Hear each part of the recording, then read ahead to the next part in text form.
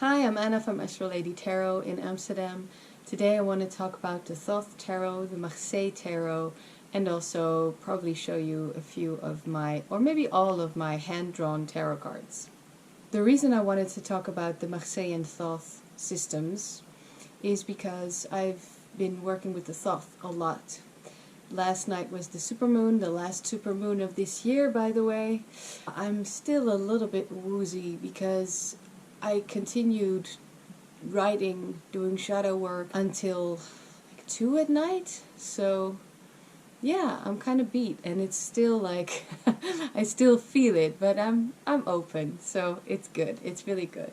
Yeah, some really serious stuff, deep shit from years ago. Anyway, we know how it is.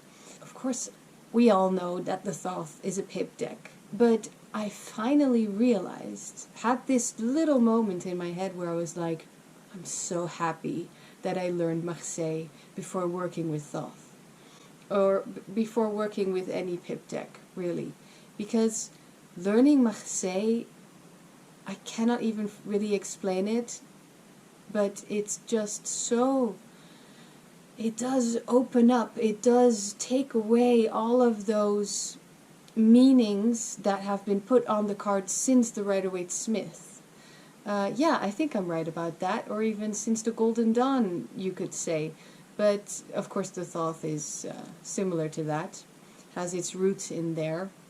Even if you choose to work with the Thoth intuitively, I think it's good to, I think you'll be able to do that even better with the basic Marseille knowledge. And by that I only mean knowing what the element means and knowing what the numerological value is.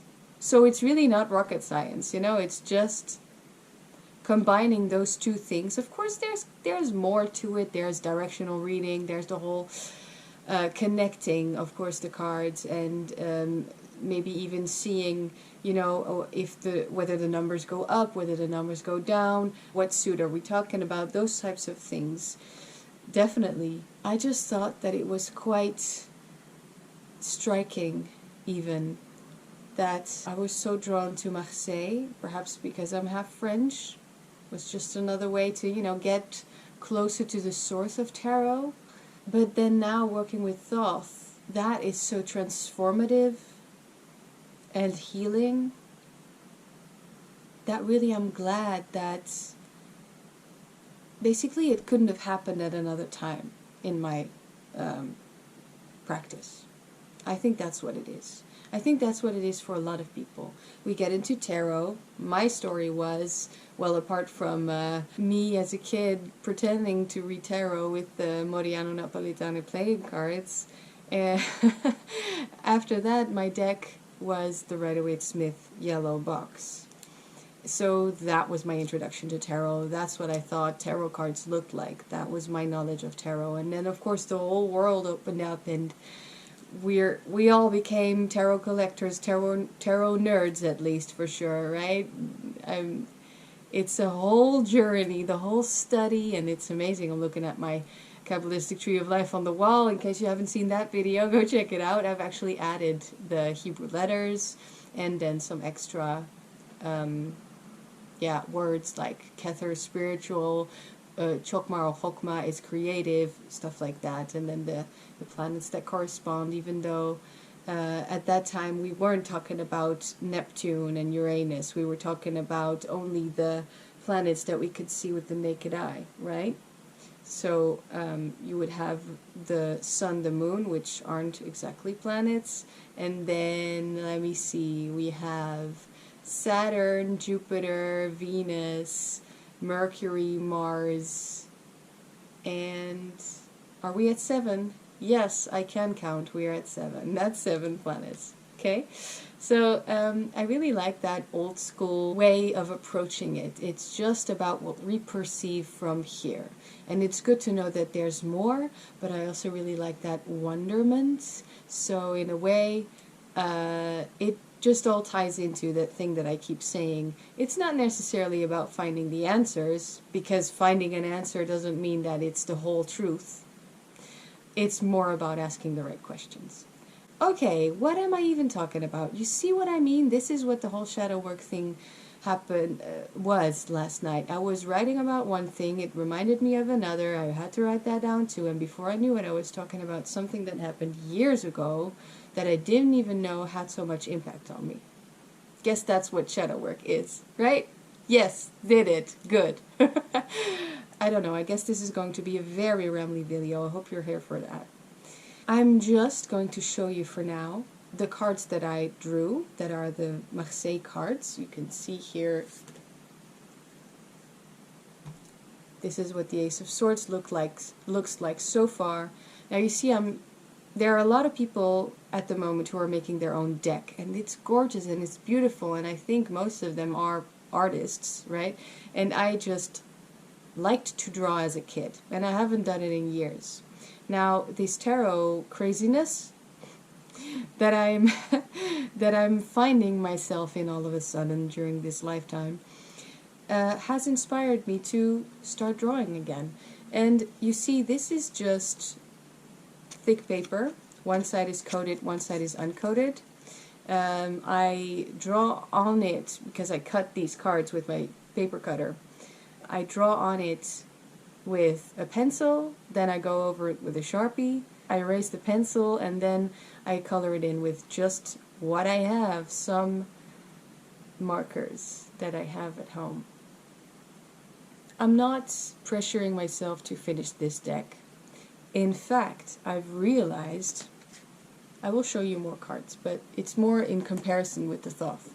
In fact, I've realized that I do not enjoy drawing these characters as much as I am enjoying drawing the pips. Now, I must say, I did certainly start with the pips, but that was still a surprise to me, because it works nice as a kind of, hey, I'm busy, I'm doing something I like. Then, in the end, I'll have a tarot deck that I actually made myself, that is, I believe to be quality, right? And it looks the way that I kind of want it to look, at least. It's mine. It's based on the drawings in this book. I sold the deck. It's beautiful and very helpful, but not for me. I'm glad that who it went to. That's important, but at the same time I also take a lot of creative liberties in that. So it does become mine.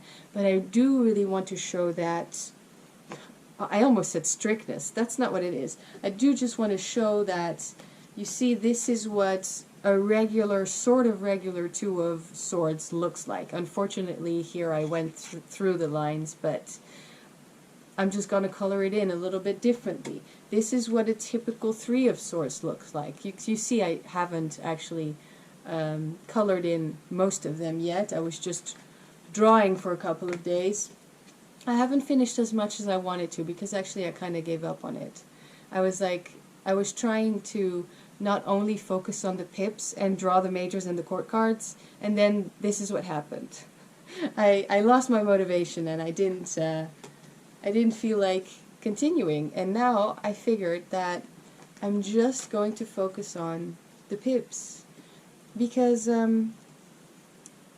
it's mostly the courts. I've tried so hard to make them look the way that they're supposed to look in this type of Marseille, but by doing that, I'm not feeling it. Okay? It's like, he's cute, this Knight of Cups. It's not my Knight of Cups. And look at this. You see, like, these are the only 3 court cards that I drew, because honestly, I was done. Now I have a few majors. These were early on in the game. I do really like her. And yes, she has an egg, like in the Kamwa Khodorovsky deck. I just really loved that detail. But yeah, I'm not finished coloring. Hermit also isn't finished, but I like the blue hand and some stylish differences, as you can see. Just made it a little, that lantern for instance, you can see I made it a little more interesting or more pleasing to the eye. then the Magician, or the Juggler, and the last major I made was the World, which I like, but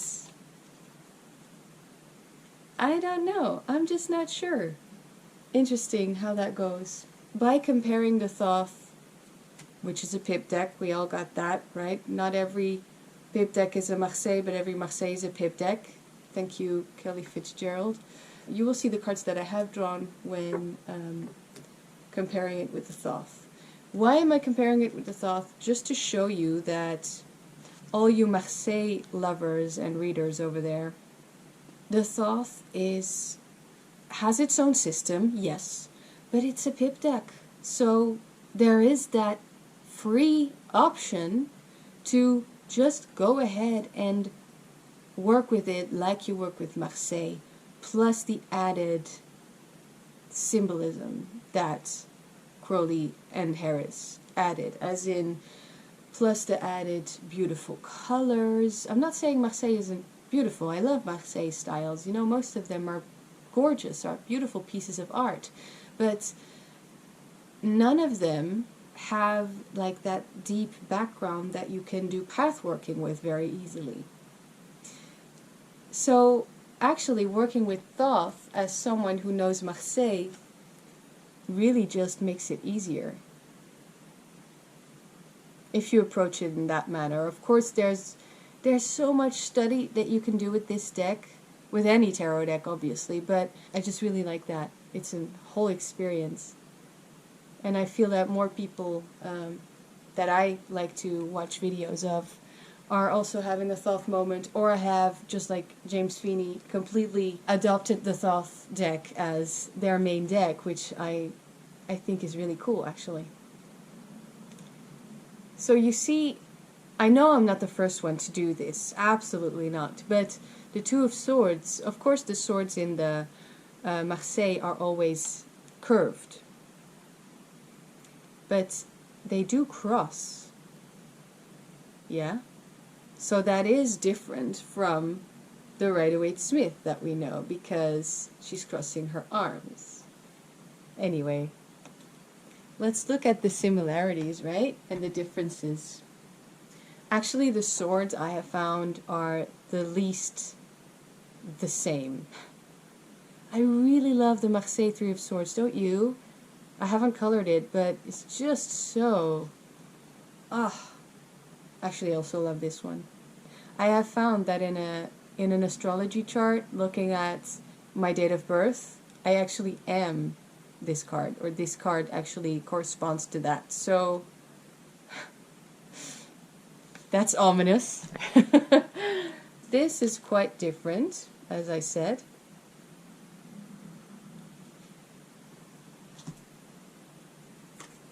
And I'm gonna have to stop here with the swords, because these are all the swords I have drawn so far. Let's do the other super short comparison, the wands, because I have drawn even less wands cards than swords. I don't have all of those lower, smaller numbers of the wands, because I actually made a stencil for these cards in order to get them right, because these are the most tricky, which is why I have the least amount of them. I made several stencils actually, but this stencil was the most intricate one, and I found that I cannot reuse it on the lower numbers because the wands do not have the same angle that they cross in the smaller cards. They start to go a little bit more like that, a little bit more like that, you see?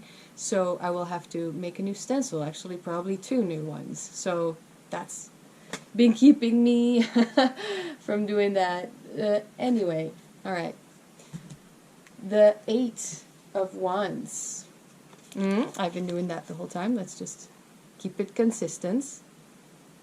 So, yes, different, but we do see that there's that crossing happening. Yeah? It comes across. Will you look at that? This is basically a Marseille card, Thothified. A Thothified Marseille card. Are people going to hate me for saying that shit like that? Anyway, it's okay. I don't know if you can see that, but I've added in pencil little thorns and stuff like that, like in my favorite Marseille deck, the Triomphe de la Luna, which the Nine of Wands has these thorns that really feel like you have to grab on, and I really love that symbolism because the normal or standard Nine of Wands in Marseille is completely, there's only wands, really literally only wands. No flower, no petal. Even here actually the Eight of Wands means that perfection. I've added these petals. They're not actually supposed to be there. It's only supposed to be the flowers. But yeah. So here this one looks so, dare I say it, boring? At the same time, yeah. I don't know if I want to add stuff. Because I'm kind of torn, in case you have not picked up on that yet, I'm kind of torn between keeping it a traditional Marseille or making it my Marseille. We shall see. And here, again, very, very similar. Let me go through actually. I didn't even think about using my Triomphe for this, but the 2 and 3 of Wands is pretty much a Marseille depiction. The 4 is very different because 4 of Wands is just 4 like that, like twice crossings. This is absolutely like a Marseille. The 6 as well, and so is the 7. Actually more than the 8, which we've seen. Interesting. Okay, I think the first full suit that we can compare. Now this is a funny one because I've actually made a video about drawing this one. You probably see it. This Ace of Cups is not at all traditional. Well, the top part is kind of traditional, but then I've added this weird teeth thing, and then the water is absolutely, completely inspired by this very Ace of Cups. It's warm today. Okay, so as I said, not many cards are finished or colored in. This is just 2 cups next to one another, and then the fish. And of course, on top of the card, there's also that lotus.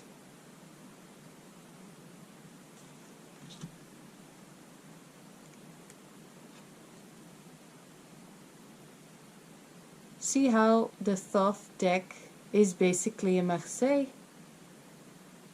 but Thothified. So I should take that back, because again, a Pip deck is not a Marseille deck. At least, not necessarily. Thoth is not Marseille, okay? But I'm figuring by this time you get that. Pretty sure. Yeah. Yeah, isn't it nice? My cards! Oh yeah, another thing. This is just like an update video, which I thought I wouldn't be doing, but yeah. I'm really happy that someone wanted my gold gilded Thoth. So it got sold. Thank you, I hope you love it. I really didn't need it. But in the video where I opened my latest deck, which is the Crow's Magic Tarot, I mentioned that I was, you know, selling the gold gilded one, which I had never worked with, never touched, only opened. And I was also selling this trimmed Thoth version. And then this person wanted the gilded Thoth and also this trimmed version. And the moment I read that in the email, my reaction was, oh no, I can't give it up. Silly, right? I was so sure that I wasn't going to work with this. And to be honest, when I work with the Thoth for myself, I use this one, the greeny, the vintage one, the thick cardstock, the round circles, the borderless backs, the the green tint, the whole everything, and even with the titles and all that stuff. It's magical. I love it. But I figured I am not going to close out the option. Is that how you say that? Probably not, but you know what I mean. To work with the Thoth for clients. Because a trimmed Thoth is, in my opinion, the best way to read for clients. Many of the Thoth titles can be misinterpreted, and I wasn't gonna let any clients touch my greenie. I mean, let's be honest. I said to her, I'm sorry, I know that I said I could sell it, but turns out that I cannot. The main reason being I'm connected to it now. If you've seen the video that I made about trimming this one, there is some intention involved, and yeah, I didn't realize that it was actually a really good one. Plus, you know, honestly, if I would have given it up, you would have gotten a really good one because the deck is flush. Not bragging, just a little bit though. I'm in a strange mood, in case you didn't realize that yet. Anyway, this is the very first card that I drew, and as you can see, it's very messy. I can still remake it, redraw it, in case I feel like it, but actually I kind of like it. It's just telling me this was your first card. See how similar? But you also see, hopefully, that the Thoth has that background with most of the cards, so that adds this whole dimension that is still very abstract. That is why I love it. It's still just as abstract as the Marseille, but it does add that just a little bit more of a door, you know, to the door to your own intuition, the door to your own imagination, the door to your own putting meaning into it. Yeah, it's at the moment, at least, it's crazy how well this deck translates its messages. I'm a little bit, yeah, don't really know what to say. It's working wonders. Well, maybe not wonders, but really well. See? It's exactly the same. What's also fun, I've been on a journey, you know, with the cards, with the whole shadow work from yesterday night. I drew the 9 of Cups the other day, not even realizing that the 9 of Cups is actually my card of the month. In my year ahead spread, the 9 of Cups is my card for May. It was so funny how the minute I saw this card, keyword or title, happiness, it woke me up. It was like, because I was procrastinating like crazy, there was one very important thing that I did not want to do, and I knew that I had to just face it. But reading that card at that very moment just told me, you're gonna have to do it. You know you're making yourself miserable.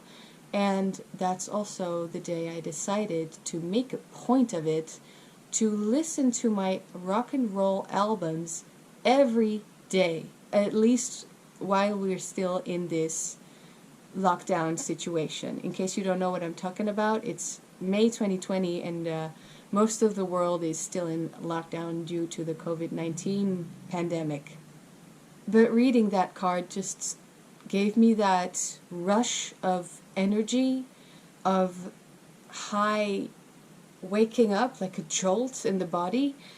Just said, go do the thing that makes you happy, and that doesn't mean procrastinating, because procrastinating is the thing, the very thing that is making you even more miserable than having to do the thing that you actually do not want to do. But you have to do it, because why? You're an adult and you have to pay taxes, and that's how things go.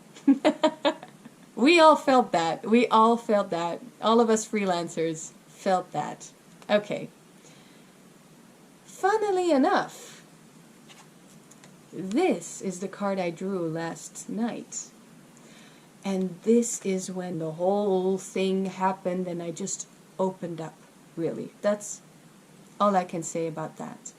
But it was hilarious to me when I realized that this card, which is cups, water, emotion, etc., motivated me to go do the thing and feel the fire, feel the high energy of that music that I love so much, and just go ahead and, yeah, feel the fire, be awake, do the things during the day, you know, live your life kind of thing.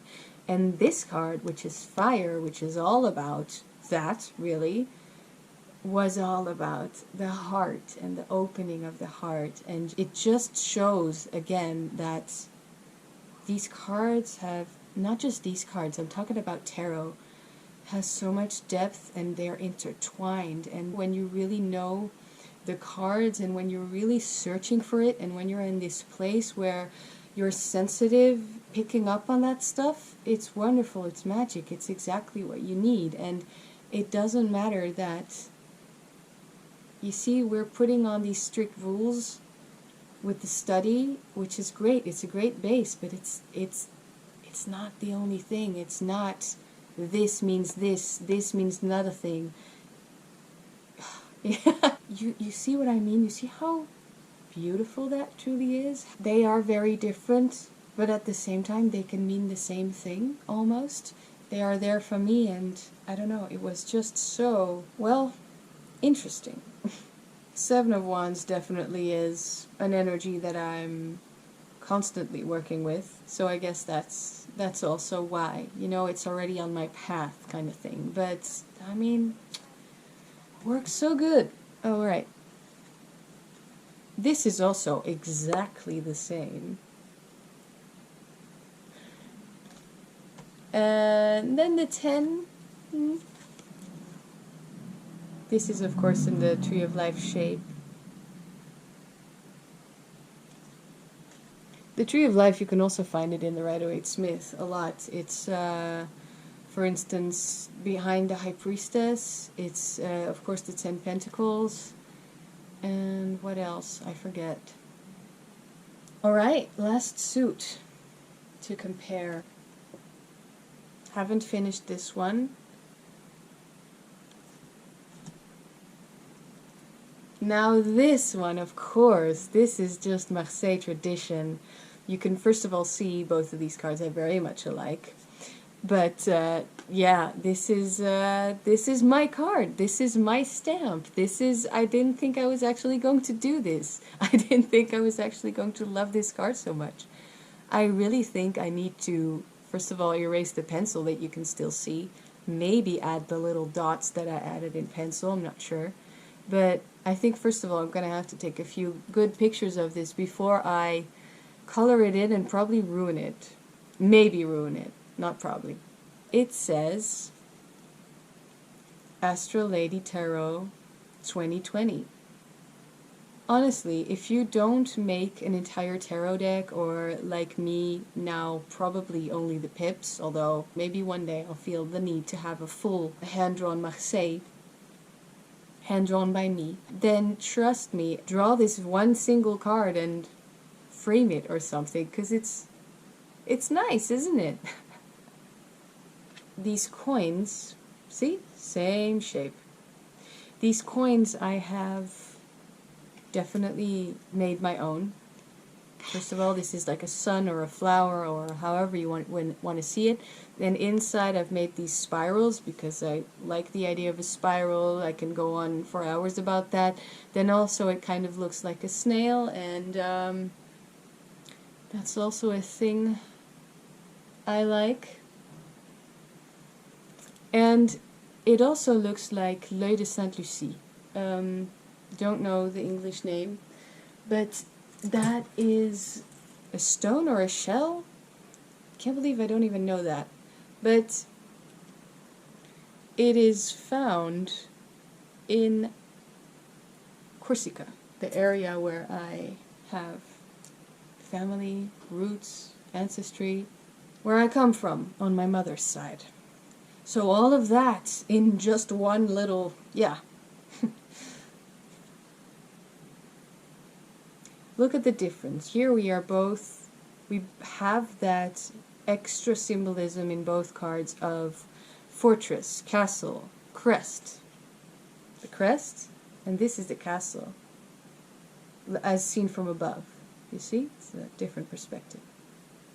This is a good example of there is more to see here, and yet the way that they are, what's the word that Lisa from Mindful Tarot keeps using? The composition, the way that they are set up on the card, the way that they are placed on the card is the same, essentially. Different.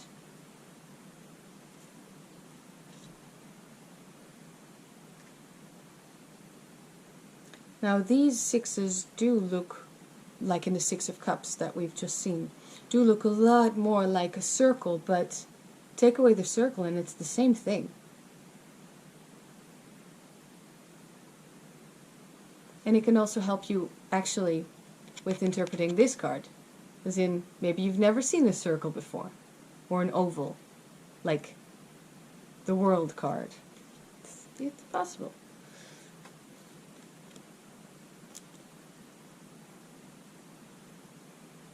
The same.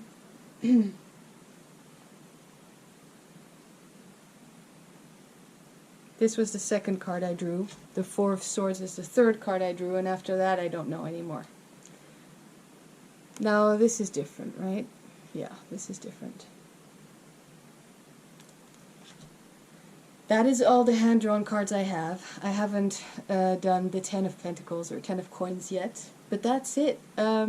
So as I said, I just bought right on lockdown day. I knew I needed a project, and I just went to a copy shop and bought a couple, I don't remember how many, a couple of sheets of A4s of this 350 GSM paper. As I said, one side is coated, the other side is not. They are starch white. I cut them all beforehand, which is not the way to do it, but cut them all beforehand on my paper trimmer, and as you can see, I've done a pretty good job. I'm not going to round the corners because that's not what Marseille decks have. And this, honestly, it feels like the way that a tarot deck would have been made long ago. Like you just draw on that paper directly. Some cards are still made that way. And yeah, I don't know, just the whole idea of having done that and then afterwards you have a deck. It really appeals to me. And so what I do next or before that, I don't really know. I change my method all the time because, as I said, I'm not a professional. I'm just doing this for fun. I tea stain them, and some of them are brown and some of them are still white in the end. Then after drying, they have a little bit of a bow in it, but it won't stay. Then the next step is, I found it to be very handy to draw the border in first, and then I draw the rest of the card. So what I have so far, let me see, including all the cards that I drew. Yeah? It's like that. And I think the whole deck, if I were to draw the whole deck, I'm not done yet. If I were to draw the whole deck, it would become this junky thing. Let me shuffle the cards that I drew. They shuffle nicely, actually. Don't think I would Merfolk shuffle. I think I would just do this. And actually, I'm not sure if this would be a reading deck. I think that I would use it in videos like these, where I compare Marseille to something else, or talk about the Marseille meanings. I'm actually really happy with it, even though, as I said, I haven't been really motivated to continue the project, but it's okay. I'm taking my time, and with just the pips to finish, I'm actually really close to having all the pips. The swords and the wands, they are a little bit more tricky. The swords, forgetting that, I know they're wonky, but I do like it still. But I don't want it to be too wonky, right? There's a limit. The swords are tricky because you're trying to get that curve right. And the wands are tricky because of the stencil and getting all of these lines. This is for sure work that you have to do with a ruler. I know that drawing these pips is giving me so much insight on the Marseille, why certain choices were made. It's all in the details. With that also comes the details that I change or I add. Why am I doing that? Everything is for a reason. This is why I like drawing the pips, because by drawing it, you get to zoom in on all of these hidden details that you usually, even if you know the Marseille front to back, you know, it's possible that you just don't see it and you just don't realize what it could mean. I get lost in things like why this leaf is slightly more open than this one. These flowers are a little bit more closed than these ones. You just get into that mode of, what does it mean? It's so much fun. See what I mean? It's really in the details. It's really small, tiny work, but it's so helpful and so powerful and lovely. And I felt that in the court cards, apart from the fact that I don't draw, I'm not an artist in that sense, they really lacked that sense of, oh, I'm actually also learning something here. Now in the majors that was a little bit different, but yeah, I guess it's just hard to like what you make when you're not a professional. Also, the court cards, because I'm working with the Thoth at the moment, and these court cards are really good, really amazing. These ones fall a little flat. I mean, these ones are just so...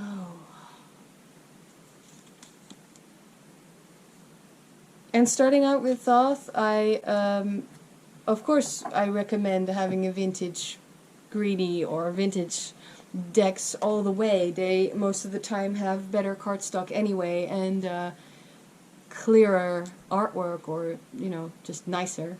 But if you're interested in working with Thoth, I recommend buying the large version, because then you get this size artwork.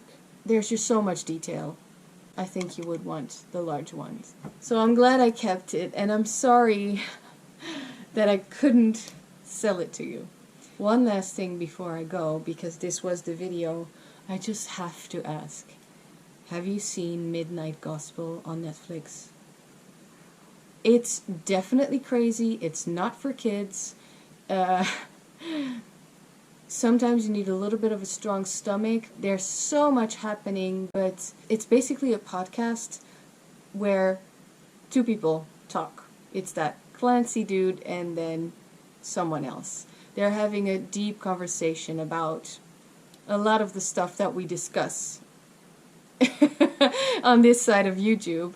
And sometimes I feel that it's deliberately annoying the way that they talk about it. It kind of makes it funny and kind of makes it, you don't have to talk in that tone to believe in those types of things, because they are initially talking about, well, spirituality. But then, you know, when these two people or these two characters are having this very deep conversation, because that is what it is in the end, the weirdest, craziest, most horrible things are happening around them, and they are hardly even noticing, or not feeling that emotional connection at least, while the world is crumbling. And in the end, even the planets explode, they're just gone, and that is an interesting thing. It's probably both Not sure how it was intended, as in, are you supposed to care more about this spiritual conversation, or are you supposed to care more about this material world that we are seeing collapsing at this moment? Anyway, there's a lot of wisdom in there if you can endure that craziness, but it's great. There's actually a whole episode about magic with a K. There's actually a whole episode about there's death all the time, so that is very strong. There's also a whole episode about tarot. They never say the word tarot, I believe, or even explain that we are going through the tarot cards, but we'll know. And in that episode, he's actually talking to Death, who he manifested into the Grim Reaper. And I recognized her voice. It's Caitlin Doty from Ask a Mortician, who is also here on YouTube, making death-positive content. And in case you've never heard of that, in case death scares you, in case you're interested in stuff like that, I would say give it a go, try it out, because she talks about death and understanding the whole process that happens with your body after you die, or when a loved one dies, actually the real practical process, and just putting that out into words, all of those things that are connected to that. She just talks about it so openly, and it's so refreshing, it's so healing even also. It's the first time I ever heard someone talk about these things, and I'm really happy that she's making that content, because it's, whichever way it works on you, it for sure will change something, you know? Yeah, I recognize her voice, and I know her from her channel, and then I also know that she did a TED Talk. She really does help make that subject of death discussable, and perhaps even a little bit easier, talking about all that practical stuff, and a little bit more organic, just overall a little bit more okay. And you know what? That's exactly what Midnight Gospel does too. It's hilarious how good it is, and at the same time annoying, and at the same time you're thinking, what the hell did I just watch? I'm actually rewatching all of the episodes right now. Actually, I'm not sure if I'll be able to go through if I'll be able to get through the last episode again, because that one, when he becomes an old man and then his mother is taking care of him, and then there's the moment where he gives birth to his own mom, and when you see it, it will make sense. But God, in that episode when she said, "You cry," that was my crying moment. It was just, really good job. Thank you for making that. I'm sorry, I don't care if people think it's stupid or people think it's just bad. I'm into this so far, yeah. So I just really wanted to mention it. I hadn't heard anyone mention it yet, and again, it's crazy and it's too much at the same time, but there is that deeper message, and I think that actually really works well together in the world that we are living, not only in this very moment, in this period of time, but in the world that we have around us. Okay, all of this rambling, I warned you. I would love to hear your thoughts on all of this. Midnight Gospel, if you've seen it. The Marseille deck, the Thoth deck, drawing your own tarot deck. What else did I talk about? The Supermoon. I talked about doing shadow work, that deep shadow work. The Nine of Cups being the fire needed, and the Seven of Wands being the opening of the heart. I'm probably missing something here, but it doesn't matter. All of that, I am so interested in hearing your thoughts. It would make me really happy to see comments of yours, to let me know what you think, how you feel, what your relationship is towards all of that, and what it means, and maybe just even, how do you feel right now? Perhaps linked to the supermoon that we just had. It was the flower moon, wasn't it? Alright, I thank you so much in advance for commenting, and I will see you all in the next video.